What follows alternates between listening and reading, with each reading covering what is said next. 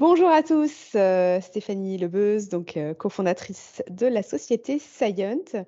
On se retrouve, comme d'habitude autour, de nos interviews, de la squad DevOps et aujourd'hui, j'ai le plaisir, d'accueillir Dimitri Finas. Du coup, Dimitri, est-ce que tu peux te présenter, ton parcours et puis, ton rôle actuel? Oui, merci. Bonjour, donc Dimitri Finas, je suis architecte conseil chez Lightstep, qui est un éditeur en SaaS de solutions d'observabilité. Et mon parcours, globalement, j'ai suivi un cursus assez classique, développeur, architecte, ensuite chef de projet et directeur de projet agile, et puis c'est ce qui m'a amené à l'observabilité. Top. Alors du coup, qu'est-ce que c'est l'observabilité? Alors certains doivent connaître, les plus novices peut-être pas. Moi, j'aurais tendance à définir l'observabilité comme une solution de supervision plus plus. Or, pourquoi? Déjà parce que l'objectif de la supervision, c'est principalement de détecter un problème ou un comportement anormal, alors que l'objectif de l'observabilité, c'est non seulement de détecter ce problème, mais surtout de tenter de l'expliquer, d'en trouver la cause racine. Et donc, ça va un peu plus loin que la supervision. D'accord et du coup, bon j'imagine que par supervision, tu entends des outils comme, Grafana, Prometheus, c'est ça? D'accord. C'est-à-dire, oui, c'est ça, c'est-à-dire des outils qui sont principalement orientés autour des métriques, OK. parce que c'est ce qui va te permettre de voir très vite que tu as un comportement anormal, soit sur ta CPU, ta mémoire, ou même sur tes nombres de requêtes. D'accord, mais ça va pas assez loin. Donc toi, ce que tu préconises, c'est justement, d'aller plus loin que ça, justement dans l'analyse de la causalité, si j'ai bien compris et du coup, voilà, pourquoi c'est important ça pour justement pour les ressources DevOps? C'est important en fait, parce que ces ressources-là vont chercher à gagner du temps pour avoir une meilleure qualité de service ou à mieux expliquer les problèmes de performance. Et ce qu'on voit dans des environnements DevOps, c'est que ceux qui participent à cette explication, c'est à la fois les devs et les ops. Donc il est de plus en plus important de fournir un outil commun à ces équipes-là qui puisse leur permettre d'investiguer facilement, voire même de pré-mâcher l'investigation. C'est bien le sujet, c'est qu'elles gagnent du temps parce qu'on pré-mâche l'investigation et parce on leur permet de ne pas avoir à aller dans les logs si c'est possible, ce qui est toujours fastidieux, voire très complexe quand on est dans des environnements multi-services où il y a des logs partout, où il y a des composants partout et où on n'est pas responsable de l'ensemble de la chaîne. Ouais. C'est vrai que ça semble assez logique, hein, ce que tu expliques, mais du coup, est-ce que c'est récent, ces produits, comme Lightstep? Ça existe depuis combien de temps? Et qu'est-ce qui fait que ça n'existait pas non plus, avant? Oui. Alors Lightstep est assez récent, c'est même une des solutions d'observabilité les plus récentes du marché. On date de 2015, hein. Alors pourquoi c'est né aussi tard? Je dirais que c'est né avec les microservices et avec, une nouvelle tendance qui est la partie, traces distribuées. Alors qu'est-ce que les traces distribuées? C'est la capacité d'avoir un peu son stack trace, c'est-à-dire l'ensemble des appels, d'une fonction, d'une opération, mais vu au travers de toutes les API. On va traverser toutes les API de la même manière qu'avant en Java, on avait un stack trace qui traversait toutes les opérations dans sa JVM. Et donc, c'est ce qui permet de beaucoup mieux expliquer un problème quand on a justement plein de composants impliqués. OK, top et du coup, comment tu vois, l'avenir de l'écosystème, cloud, Kubernetes, de manière générale? Alors, moi, je vois une réelle différence par rapport à ce qui se faisait il y a 10 ou 15 ans, dans le sens où déjà on se base beaucoup plus sur l'open source. Ces traces distribuées chez Lightstep, on se base sur un agent Open Telemetry qui est open source, donc plus de vendor locking. Cet agent, il collecte à la fois les traces, les métriques et les logs. Donc ces trois éléments-là. Pourquoi? Parce qu'on veut pouvoir les corréler ensemble. Et ça aussi, c'est très nouveau. Et puis ensuite, c'est aussi une philosophie qui est radicalement différente dans le sens où avant, on avait plutôt des systèmes soit orientés ops, soit des systèmes orientés experts, notamment pour l'APM. Et là, on a des systèmes qui sont, enfin, en tout cas pour Lightstep, utilisables par tous. L'objectif, c'est bien que les développeurs puissent se connecter dans la solution. Donc, ça signifie qu'elle est en lecture seule sur la prod aussi, hein. On ne va pas autoriser les développeurs. En tout cas, il y a certaines règles de sécurité chez beaucoup de nos clients. Et donc, l'idée, c'est bien que développeurs et ops puissent collaborer ensemble. Et ça, c'est bien dans la mouvance DevOps. OK et du coup, Lighthouse, ou des produits analogues, hein, c'est compliqué, de se former, qui ça s'adresse à qui? Enfin, qui peut remonter en compétences? Et puis, est-ce que tu as une idée un peu du temps qu'il faut pour se former à ça? Alors nous, on pense que notre solution, en fait, elle est entre guillemets auto-formatrice dans le sens où on fournit des tutoriaux en ligne, mais l'idée, c'est bien que les gens montent en compétences en 1 heure ou 2 sur l'outil. Ensuite, c'est pas en 1 heure ou 2 qu'on devient un expert, mais l'idée, c'est bien qu'on puisse comprendre son architecture applicative facilement au travers d'un schéma.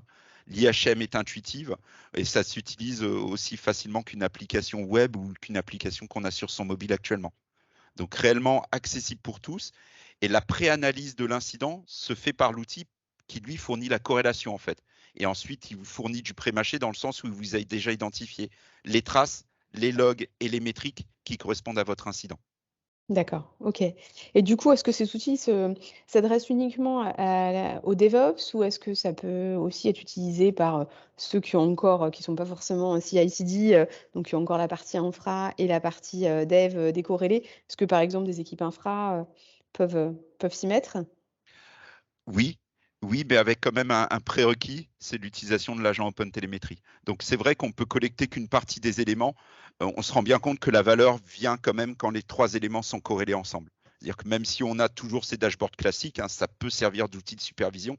La valeur réellement va être quand on corrèle les 3 éléments. OK. Très bien.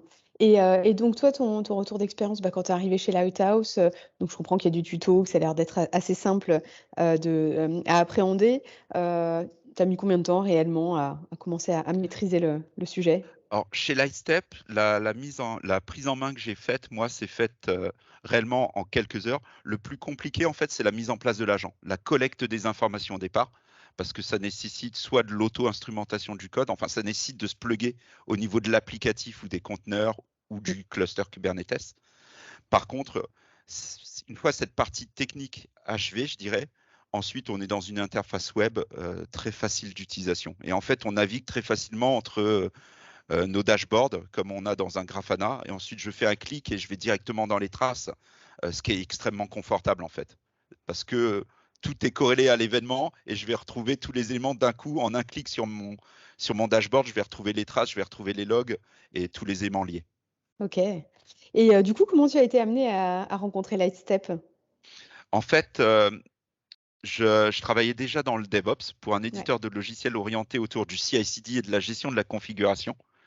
Et il se trouve on a aussi racheté, fait un accord avec cette société Lightstep et j'ai fait en quelque sorte un transfert d'un outil CI/CD vers un outil observabilité parce que j'avais déjà les connaissances de. En fait, notre outil s'adresse aussi aux développeurs et c'est très nouveau. Et donc, il faut savoir parler à la fois aux développeurs et puis aux gens de l'opérationnel de la même manière. OK, super. Bon, passionnant et pour terminer, est-ce que tu as des tips, DevOps? Alors là, je reprends un peu un zoom au-delà de l'observabilité, pour ceux qui se lancent, qui viennent soit de l'univers du dev, soit de l'univers de l'infra. Voilà, quels sont tes tips pour, passer de l'autre côté de la barrière? Bah, ce qu'on voit très bien, c'est que DevOps, c'est à la fois oui, des personnes, des outils, des nouveaux processus, et puis il y a un changement culturel à la clé. Moi, je vais me focaliser sur la partie outillage, hein, quel que soit l'outil et quel que soit je dirais l'emplacement dans la chaîne DevOps. Pour moi, ce qui est important, c'est qu'il faut tout de suite penser à un outil commun. Ça a l'air idiot comme ça, dit même très simple, mais je vois trop d'organisations qui prétendent faire du DevOps et qui ont des outils différents entre les équipes de dev et les outils d'Ops. Et pour moi, forcément, si on a des outils différents, on a un prisme de perception qui est différent. Et donc, forcément, on ne va pas avoir le même avis sur le même sujet. Et donc, l'idée, c'est bien d'essayer d'avoir le maximum d'outils utilisés par les deux équipes et choisis par les deux équipes. OK. Et selon toi, selon ton expérience, comment se fait ce choix? Est-ce que ça doit être un choix collégial, des discussions? Est-ce que ça doit venir du management? Alors là, il y a beaucoup trop, c'est trop différent. Enfin, entre chaque organisation, Ouais, on a différents question modes de piège. choix et de sélection, donc ça dépend. Ensuite, il n'y a pas forcément un mode qui est meilleur qu'un autre. J'ai vu des choix faits par le management qui étaient très bons, hein, des fois, parce qu'ils ont une vue un peu au-dessus de la mêlée et qui savent aussi marier les points de vue d'équipes différentes qui sont très divergents des fois.